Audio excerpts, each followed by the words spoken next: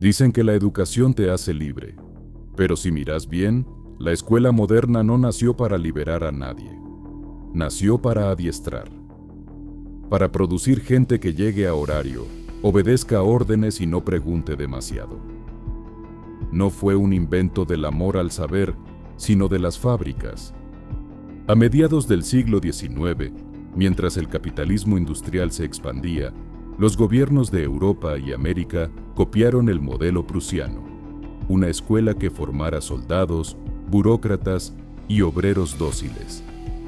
Uniformes, timbres, filas, silencio. Todo pensado para acostumbrarte al ritmo del trabajo y la jerarquía. Y eso, querido amigo, todavía sigue ahí. En cada horario rígido, en cada examen que te mide con una sola vara, en cada aula donde se premia al que repite y se castiga al que duda. Lo más loco es que lo disfrazan de progreso, te dicen innovación educativa, pero en el fondo la estructura sigue igual, una cabeza que manda y muchos que acatan. No hay que ser conspiranoico, hay que ser observador. Desde los años 90, con las reformas neoliberales, el Banco Mundial y la OCDE empezaron a meter mano en los sistemas educativos de toda América Latina.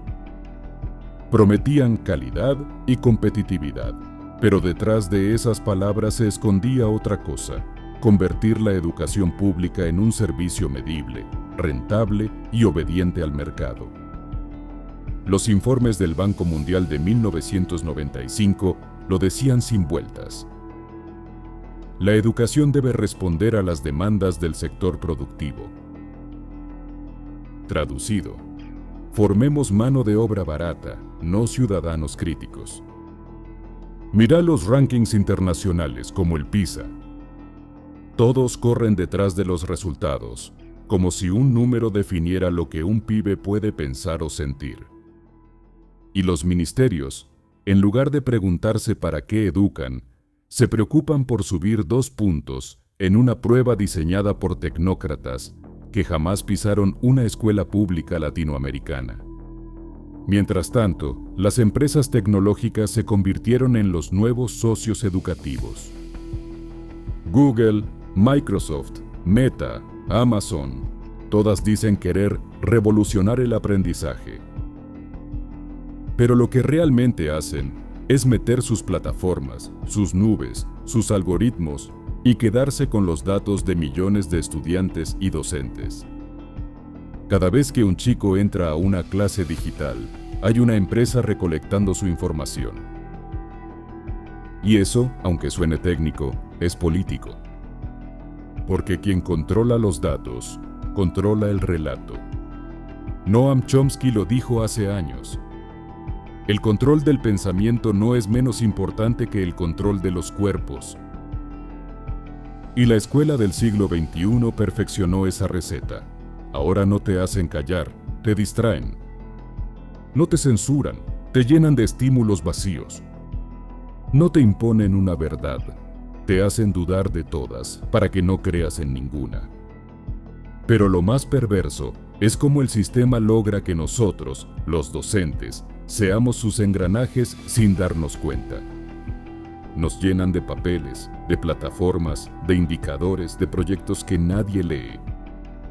Y así, entre formularios y planillas, nos olvidamos de lo esencial: mirar a los pibes y preguntarles qué carajo piensan del mundo. Yo lo vivo todos los días. Te dicen que formes pensamiento crítico, pero te entregan un programa lleno de contenidos cerrados. Te hablan de inclusión, pero te dan 30 gurises por clase. Te piden creatividad, pero te evalúan con rúbricas que parecen hechas por contadores. Y cuando tratas de romper el molde, te miran raro, como si pensar fuera un acto peligroso. En América Latina, la escuela pública fue pensada como ascenso social, pero también como herramienta de control social. Los estados la usaron para civilizar, para homogeneizar, para borrar diferencias culturales. En Uruguay, en Argentina, en México o en Chile, se impuso un idioma, una historia y una bandera como única verdad, Los pueblos originarios, las voces campesinas, las memorias afrodescendientes quedaron fuera del aula, o peor, convertidas en anécdota folclórica. Y eso no cambió tanto. Hoy seguimos repitiendo héroes que nunca existieron como nos los contaron, y callando derrotas que podrían enseñarnos más que 1000 victorias inventadas. Seguimos enseñando historia para legitimar el presente, no para transformarlo. Michel Foucault decía que toda institución educativa es un dispositivo de poder. Y tenía razón, porque el poder no siempre se impone a golpes, muchas veces se disfraza de pizarra. Lo ves en el lenguaje. Se habla de capital humano, no de personas. De talento y competencias, no de humanidad ni dignidad. Y cuando una empresa colabora con una escuela, lo hace porque la ve como fábrica de futuros empleados.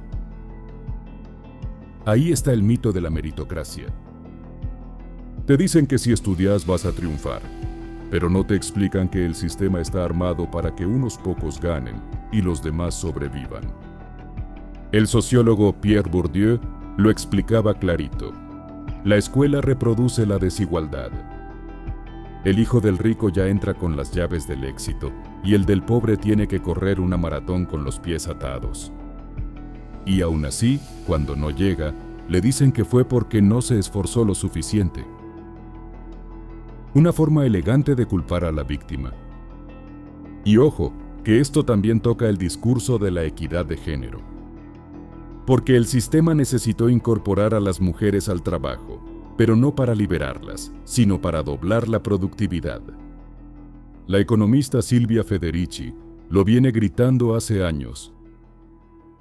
El capitalismo se sostiene sobre el trabajo no pago de las mujeres. Y cuando la escuela promueve igualdad laboral, sin cuestionar esa base, lo que hace es preparar más mano de obra barata, no más libertad real. Entonces, ¿qué nos queda a los docentes? Nos queda la trinchera. El aula como último refugio del pensamiento libre. Ese lugar donde todavía podés apagar la pantalla, mirar a los gurises a los ojos y decir: esto que ves no es natural, fue construido, y si fue construido, se puede cambiar. Esa, loco, es la semilla de la verdadera educación. La que no te enseña a servir, sino a entender por qué servís. La que te muestra cómo el poder se disfraza de normalidad. La que te da herramientas para no comerte el verso de los que mandan. Porque el sistema quiere docentes agotados, no docentes conscientes. Por eso te llena de tareas absurdas, de cursos vacíos, de reformas que cambian los nombres pero no las raíces. Quiere que no te quede energía para pensar, ni tiempo para rebelarte. Y ahí, en esa saturación es donde gana. Pero si hay algo que este continente tiene, es memoria. Desde los maestros rurales de la Revolución Mexicana hasta las maestras argentinas de la Carpa Blanca. Desde Paulo Freire enseñando a leer en los barrios pobres de Brasil, hasta los educadores populares de hoy que arman talleres en comunidades olvidadas. Cada uno de ellos demostró que la educación puede ser un acto de desobediencia. Y esa desobediencia no necesita violencia ni discursos de guerra. Necesita lucidez. Necesita ternura. Necesita docentes que no acepten ser burócratas del alma. Porque enseñar no es repetir lo que te mandan. Es abrir cabezas, desarmar relatos, sembrar dudas. Y si eso molesta al sistema, mejor. Significa que estás enseñando de verdad. Quizás el futuro no esté en las reformas ni en los manuales de la OCDE. Quizás el futuro esté en esa maestra que enseña historia desde la esquina donde nació su barrio. En ese profe que hace filosofía con los pibes del taller mecánico. En esa escuela rural donde todavía se aprende mirando el cielo, no la pantalla. Porque la educación que libera no tiene logo, ni KPI, ni patrocinio. Tiene tierra, sudor y dignidad. Tiene preguntas, no respuestas prefabricadas. Y vos, que estás escuchando esto, sabes que no exagero. Porque si alguna vez entraste a un aula, viste esa chispa. Esa mirada del pibe que entiende que pensar por sí mismo es el primer acto de libertad. Por eso, aunque el sistema siga maquillando su obediencia con palabras nuevas, hay algo que no puede fabricar. Docentes que no se venden y alumnos que no se arrodillan. La educación del futuro no será la de los robots ni la de los algoritmos.